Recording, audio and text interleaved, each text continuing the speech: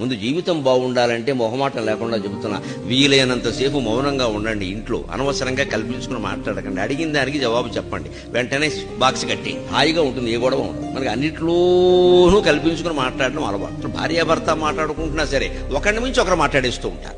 ఈవిడ మాటలు అవ్వకుండానే ఆయన కలిపేస్తాడు, ఆయన మాటలు అవ్వకుండానే ఈవిడ కలిపేస్తాడు. ఎందుకు ఆయన చెబుతున్నాడు వినరాదా? మాట్లాడక అయితే ఈవిడ చెబుతోంది వేను, హాయిగా అని ఉంటూ ఉండు. ఇది ఇంట్లో అలవాటు అయితే బయట కూడా అలవాటు. బయటైనా సరే ఎవరో వెళ్ళి మా ఇంట్లో పాము వచ్చిందని చెప్పారు, వినండి, హాయిగా వినండి అమ్మా. ఇంకా ఆయన పూర్తి చేయకుండా మా ఇంట్లో ఇంకా పొడుగు పాము వచ్చింది. ఏదైనా శుభవార్త, సత్యనారాయణ వ్రతమా?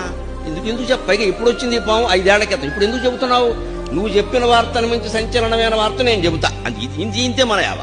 మొత్తం మీద నీకంటే నేను గొప్పవాడు. ఈ అహం పోకుండా 100 భాగవతాలు మేము చెప్పి మీరు విని లాభం లేదు. అంటే వ్యాసుడు పాటించిన మొదటి నియమం మౌనం. ఈ మౌనంగా ఉండమంటే పనులు మానేయమని కాదు, మూల కూర్చోమని కాదు, చేత కాకుండా కూర్చోమని కాదు, చేయవలసిన పనులన్నీ చేయాలి. పనులు చేయడానికి మాట్లాడవలసిన అవసరం లేదండి.